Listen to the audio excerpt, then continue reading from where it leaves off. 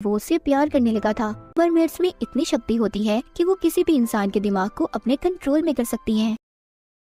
कहानी के शुरू में हम समंदर को देखते हैं, जहाँ पर एक कश्ती में कुछ लोग मछलियाँ पकड़ रहे थे। जब वो जाल को समंदर से बाहर निकालते हैं तो एक खौफनाक चीज उसमें से निकलकर उन पर हमला कर देती है। वहाँ जितने भी लोग थे बहुत मुश्किल से उस चीज को काबू में करते हैं। उन्होंने उसे एक बॉक्स में बंद कर दिया था, मगर वो चीज उनके एक साथी को काट लेती है। तभी उनमें से एक आदमी आर्मी वालों को मदद के लिए फोन करता है, तो जल्दी से वहाँ पर आर्मी का हेलीकॉप्टर भी आ गया था। वो उनके साथी के साथ ही जो जख्मी था उस चीज को भी उठाकर ले जाते हैं जो उन्होंने बॉक्स में बंद की थी। सारी टीम बहुत ज्यादा परेशान थी, क्योंकि उस हादसे के बाद उन्हें अपने जख्मी साथी की कोई खबर नहीं मिली थी कि वो किस हाल में होगा। जिसके बाद कहानी में हम एक लड़के बेन को देखते हैं, जो अपने मॉम डैड से अलग छोटे से घर में समंदर के किनारे रहा करता था। उसके मॉम डैड बेन की वजह से बहुत परेशान थे, क्योंकि उसे उनके साथ रहना पसंद नहीं था। एक दिन बेन जब जंगल से गुजरता है तो रास्ते में उसे एक लड़की मिलती है। उसे देखते ही बेहोश हो गई थी। जब उसे होश आता है तो वो खुद को बेन के घर में पाती है, मगर उसे वो लड़की बहुत ही अजीब लग रही थी, क्योंकि ना तो वो उसे कुछ बताती है और ना ही कुछ बोल रही थी। बस बेन को घूरती ही जा रही थी कि जैसे पहली मर्तबा उसने किसी इंसान को देखा हो। बेन अपने घर पर जब डॉक्टर को बुलाने जाता है तो वो लड़की उसके घर से भागकर समंदर के किनारे कश्ती में सो गई थी। जब सुबह होती है तो वो लड़की एक मोटे से चूहे को पकड़कर कच्चा खा जाती है। उसने उसका नाश्ता कर लिया था। इसके बाद वो घूमने टाउन में चली गई थी। वो एक बच्चे को देखती है जो टीवी पर मरमेड यानी जल परी की पोयम सुन रहा था। वो लड़की उस पोयम को सुनकर अपना नाम रिन रख लेती है और जाकर एक आदमी की गाड़ी में बैठ गई थी। अब जिसकी गाड़ी में रिन बैठी थी वो आदमी उस बात का फायदा उठाकर उसे जंगल में ले जाता है, जहाँ पर वो उसके साथ गलत काम करने वाला था, मगर रिन उसे काट कर मार देती है। दूसरी तरफ बेन भी सारा दिन रिन को ढूंढ रहा था। वो ढूंढने पर उसे समंदर के किनारे मिल गई थी। बेन अब दोबारा से उसे अपने घर लेकर आता है और उससे बात करने की कोशिश करता है। वो बेन को अपना नाम रिन बताती है और साथ ही एक बहुत ही खूबसूरत गाना सुनाती है। जो गाना रिन सुना रही थी उसके बारे में टाउन के लोगों में ये मशहूर था कि ये गाना मरमेड यानी जल परी गाती है। बेन को उस पर शक हो रहा था कि शायद ही कोई जल परी है, इसलिए उसकी जिल्द उतरता देखकर वो डॉक्टर को फोन करने जाता है। पीछे से रिन समंदर में कूद गई थी। पानी में जाते ही रिन एक खौफनाक मरमेड में बदल जाती है और चीखें मारने लगी थी। जब बेन उसकी चीखों की आवाज सुनता है तो वो भी उसके पीछे पानी में कूद गया था, मगर वो उस पर हमला कर देती है। बेन बहुत ही मुश्किल से खुद को बचाकर बाहर आ गया था। अगली सुबह वो एक औरत के पास जाता है जिसका नाम एलन था। उसने भी रिन को जंगल में जाते देखा था। वो उसे मरमेड्स के बारे में बताती है। एलन कहती है कि वो तो बस दिखने में ही खूबसूरत होती हैं, मगर वो इंसान को अपना दुश्मन मानती हैं। वो अब जाते हुए उसके घर से मरमेड्स जल परियों के बारे में लिखी किताब अपने साथ ले आया था ताकि वो उसे पढ़ सके। तो यहाँ पर हमें पता चलता है कि कहानी के शुरू में जिस आदमी पर खौफनाक चीज ने हमला किया था और आर्मी वाले उसे अपने साथ ले गए थे, वो कोई और नहीं बल्कि रिन की बहन थी। और इसी वजह से रिन भी पहली मर्तबा पानी से बाहर अपनी बहन को जमीन पर ढूंढने आई थी। इसलिए ना तो वो बोलना जानती थी और ना ही उसे इंसानों के बारे में कुछ पता था। अगली रात बेन उसी टीम के साथ समंदर में जाता है जो हमने कहानी के शुरू में देखी थी। उन्हें शिप पर अपने कैमरे में भी रिन पानी में तैरते हुए नजर आती है। तभी उन्हें चीखों की आवाज आने लगी थी। कुछ ना जानते हुए बेन ये सोच रहा था कि रिन मुसीबत में है, इसीलिए वो उसे बचाने के लिए पानी में कूद जाता है। मगर पानी के अंदर जाते ही उसे एक डिवाइस मिलती है जो रिन को नुकसान पहुंचाने के लिए रखी गई थी। बेन वो डिवाइस लेकर बाहर आ गया था। अगले सीन में हम रिन को देखते हैं जो फिर से पानी से बाहर आ गई थी। वो एक औरत को डराकर उसके कपड़े पहनकर एलन के घर आती है जो कि मरमेड्स के बारे में जानती थी। वो एलन को इशारों में बताने की कोशिश करती है कि वो अपनी बहन से बिछड़ गई है, इसीलिए वो उसे ढूंढने जमीन पर आई है। दूसरी तरफ हम रिन की बहन को भी देखते हैं। वो भी एक जल परी थी। उसको आर्मी वालों ने कैद किया हुआ था। उन्होंने एक पानी के बहुत बड़े टैंक में उसे बंद करके उस पर एक्सपेरिमेंट कर रहे थे। साथ साथ उस आदमी को भी अपने पास रखा हुआ था जिस पर कहानी के शुरू में रिन की बहन ने हमला किया था। उसे जब भी होश आता वो उसे इंजेक्शन लगाकर बेहोश कर देते थे। आर्मी वाले सब कुछ इसलिए कर रहे थे ताकि ये आदमी बाहर जाकर किसी को भी इस मरमेड के बारे में ना बताए। उधर एलन के घर में रिन हर चीज को सुन रही थी क्योंकि उसे भूख लगी थी। इसीलिए एलन अब मार्केट जाकर उसके लिए बहुत सा सी फूड यानी समुद्री जानवर उसके लिए लेकर आती है।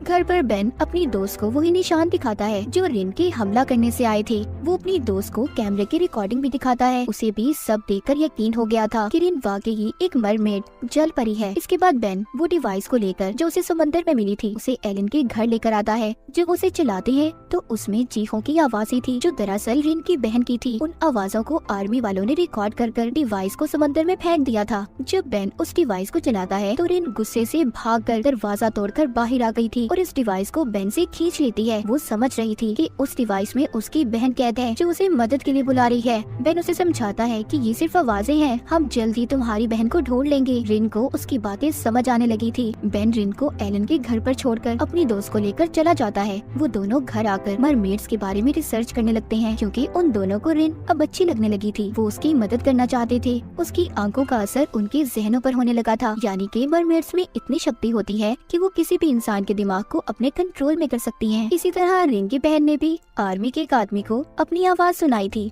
वो ही गाना जो रिन ने बेन को सुनाया था। इसीलिए आर्मी का वो फौजी सारा दिन उसके टैंक के बाहर बैठा उसे देखता रहता था। हमें दिखाया जाता है वो आदमी जिसको रिन की बहन के साथ आर्मी वालों ने कैद किया हुआ था। उसके हाथ नर्स का मोबाइल लगता है। वो उस मोबाइल को लेकर अपने दोस्तों को मैसेज करता है ताकि कोई उसकी मदद कर सके। जब उसके दोस्तों को उसका मैसेज मिलता है तो वो उस नंबर के बारे में पता करते हैं। उन्हें भी इस बात का पता लग गया था कि वो नंबर आर्मी की एक नर्स का था। अब वो अपने दोस्त को बचाना चाहते थे, इसीलिए वो नर्स का पीछा करते हैं। उधर टाउन में पुलिस को उस आदमी के बारे में भी पता चल गया था जिसको जंगल में रिन ने मारा था। पता चल जाता है कि ये काम एक अजीब सी दिखने वाली लड़की ने किया है। उस औरत ने भी पुलिस को रिपोर्ट लिखवा दी थी जिसके कपड़े रिन ने चुराए थे। इसीलिए पुलिस उस औरत के पास जाकर रिन का स्केच बनवा लेती है ताकि वो रिन को आसानी से ढूंढ सके। हमें बेन को दिखाया जाता है। से कहता है कि मैं तुम्हें हर वो बात इंसान के बारे में बताऊंगा जिसे तुम्हें जानकर जमीन पर रहने में आसानी होगी। जब बेन रिन से बात नहीं कर रहा था तो उसे महसूस होता है कि रिन उसे कुछ कहना चाहती है। वो उसके करीब आ रही थी मगर बेन ऐसा नहीं चाहता था, इसीलिए वो उसे खुद से दूर करता है। बेन अपने दोस्त का फोन सुनने गया था, तभी रिन यहाँ से निकल गई थी। वो समंदर के किनारे एक आदमी से मिलती है जो उसे अपने साथ पार्टी में ले गया था। वहाँ पर उसने बहुत ज्यादा शराब पी ली थी। जब बेन और उसकी दोस्त को रिन के गायब होने का पता चलता है तो वो परेशान हो गए थे क्योंकि वो जानते थे कि रिन किसी को भी नुकसान पहुंचा सकती है।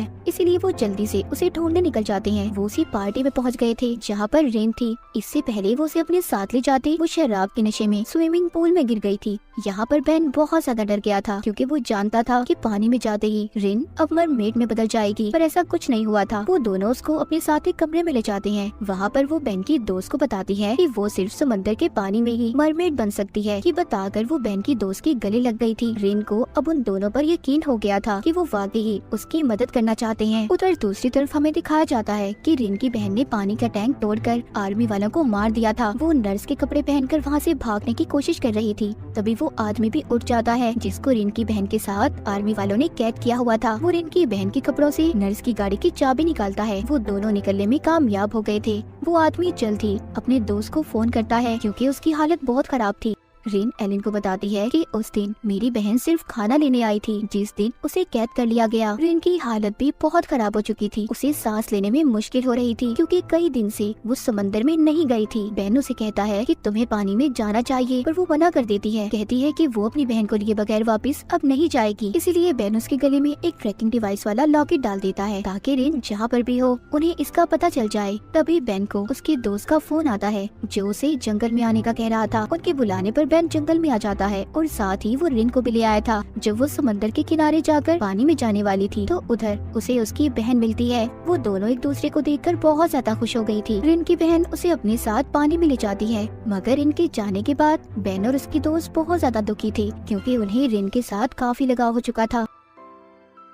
अब रिन को उसकी बहन तो मिल चुकी थी मगर यहाँ पर कहानी में एक नया मोड़ आता है। जो गाना रिन की बहन ने आर्मी के फौजी को सुनाया था वो उस गाने के पीछे पागल हो चुका था, इसीलिए वो अब रिन की बहन को पाना चाहता था। अब कहानी हमें 1 महीने बाद दिखाई जाती है जहाँ पर बेन और उसकी दोस्त इस बात पर रिसर्च कर रहे थे कि समंदर के किनारे मरे हुए जानवर क्यों मिल रहे हैं। बेन अपने घर से जा रहा था तभी ट्रैकिंग डिवाइस बोलने लगती है तो उन्हें पता चल जाता है कि रिन वापस इस जमीन पर आना चाहती है। बेन जल्दी से अपनी दोस्त को लेकर जंगल में चला गया था मगर वहाँ पर उन्हें सिर्फ रिन का गिरा हुआ लॉकेट मिलता है जो उसकी बहन ने उसके गले से निकाल दिया था क्योंकि रिन बेन और उसकी दोस्त से मदद लेना चाहती थी। रिन की बहन को पकड़कर जब आर्मी वालों ने उस पर एक्सपेरिमेंट किए तो इसीलिए उसे इंसानों से नफरत हो गई थी। वो सबको अपना दुश्मन मानती थी। अब खैर रिन अपनी बहन को लेकर बेन के घर आ जाती है जहाँ पर एलन भी थी। वो बेन से कहती है मुझे तुम दोनों की मदद की जरूरत है। समंदर में सारी मरमेड भूख से मर रही हैं क्योंकि इंसान पहले से ज्यादा समुद्री जानवरों का शिकार करने लगे हैं। ये बात बताने पर रिन और उसकी बहन की लड़ाई लड़ाई हो गई थी क्योंकि उसकी बहन नहीं चाहती थी कि रिन ये बात किसी को भी बताए। वो उसे जख्मी कर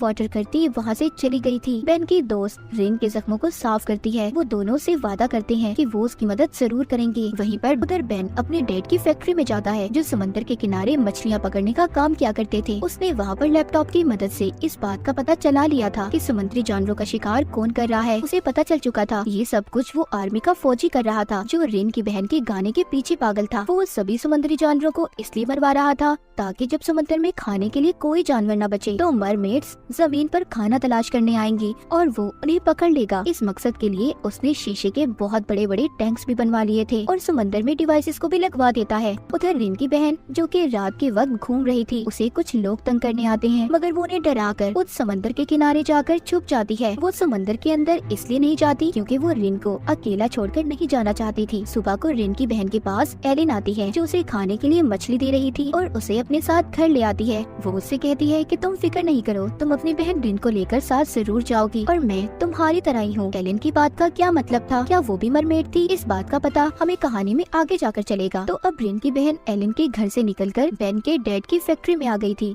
जहाँ पर वो बहुत सारी मरी हुई मछलियों को देखती है। उधर ही उसने बेन की तस्वीर को भी देखा था। वो अब ये सोचने लगी थी कि सबके पीछे बेन का हाथ है, वही समंदर में मछलियों का शिकार कर रहा है। तभी वहाँ पर वो फौजी भी आ जाता है जो उसके गाने के पीछे पागल था मगर वो उसे देखते ही वहाँ पर छुप गई थी और दोबारा से एलन के घर आ जाती है। जब एलन उसे अपने घर पर देखती है तो अब वो वहाँ पर रिन को भी बुला लेती है। रिन अपनी बहन को समझाने की कोशिश कर रही थी कि कुछ अच्छे लोग हैं जो हमारी मदद करना चाहते हैं, पर उसकी बहन तो किसी बात को सुनने के लिए तैयार ही नहीं थी। वो सबको अपना दुश्मन समझ रही थी। दूसरी तरफ बेन उसी आदमी से मिलने जाता है जिसको आर्मी वालों ने रिन की बहन के साथ कैद किया हुआ था। वो बेन को बताता है कि आर्मी का एक फौजी है जो रिन की बहन को ढूंढ रहा है। वो किसी भी हाल में उसे हासिल करना चाहता है। इस बारे में वो मुझसे पूछ चुका है। उस पर उसके गाने का बहुत ज्यादा असर हुआ है। ये सब बातें सुनकर बेन वापिस अपने घर आ गया था जहाँ पर उसकी दोस्त भी थी। वो उसे अब सारी बात के बारे में बताता है कि इन सब के पीछे उस फौजी का हाथ है, मगर हाँ ये बात सच है कि उसके साथ साथ मुझ पर भी रिन के गाने का बहुत असर हुआ है, इतना ज्यादा कि उसके बगैर शायद जिंदा रहना मुश्किल है। मतलब बेन और फौजी दोनों रिन और उसकी बहन के पीछे पागल हो चुके थे। बेन अब अपनी दोस्त को लेकर एक पार्टी में जाता है जहाँ पर उसकी मुलाकात उसी फौजी से होती है। वो वहाँ पर बेन को अपनी मॉम से मिलवाता है जो चल नहीं सकती थी। वो कहता है आप फिक्र नहीं करें मॉम, बहुत जल्दी मैं आपको ठीक कर दूंगा क्योंकि मैंने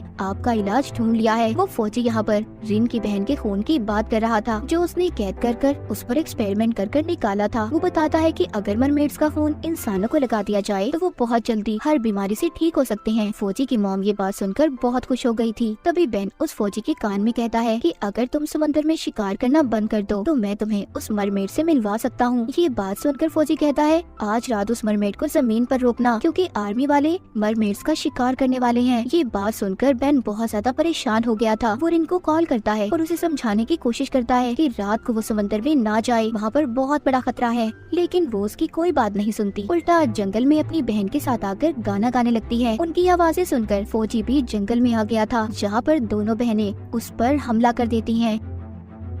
तभी उधर बेन भी आ जाता है। जब फौजी आर्मी को कॉल करता है मदद के लिए तो रिन और उसकी बहन ने आर्मी का नाम सुनकर उसे छोड़ दिया था, मगर रिन अब बेन से नाराज थी क्योंकि उसने एक गलत इंसान की मदद की जो उसकी बहन को मारना चाहता था। इतना कहकर वो अपनी बहन को लेकर वहाँ से चली जाती है। जाते हुए रिन की बहन उससे कहती है कि मैं इस टाउन के सभी लोगों को मार दूंगी क्योंकि ये लोग हमारे खाने का शिकार करते हैं, मगर रिन अपनी बहन को ऐसा करने से मना करती है। इस बात को लेकर फिर से इनमें लड़ाई हो गई थी। रिन की बहन उससे नाराज होकर पानी में चली जाती है। जब वो दास रिन भी पानी में जाने वाली थी तो एक पुलिस ऑफिसर आकर उसे पकड़कर अपने साथ ले जाती हैं क्योंकि जिस आदमी को रिन ने जंगल में मारा था उसका पता पुलिस को चल चुका था। पुलिस ऑफिसर कहती है मैं जानती हूँ तुम अकेले इस काम में नहीं थी, बताओ मुझे तुम्हारे साथ कौन कौन है। यहाँ पर रिन बेन और उसकी दोस्त का नाम लेकर बताती है वो मेरी मदद कर रही है। अब बेन की दोस्त के डैड अपनी बेटी को बुलाते हैं और उससे झूठ बोलने की वजह पूछते हैं क्योंकि पहले उसने कहा था कि वो तो रिन को जानती ही नहीं। जब सब कुछ पुलिस को पता चल गया था बेन की दोस्त अपने डैड को रिन के बारे में बता देती है कि वो एक मरमेड है, पर बेन की दोस्त के डैड अभी भी यकीन नहीं कर रहे थे,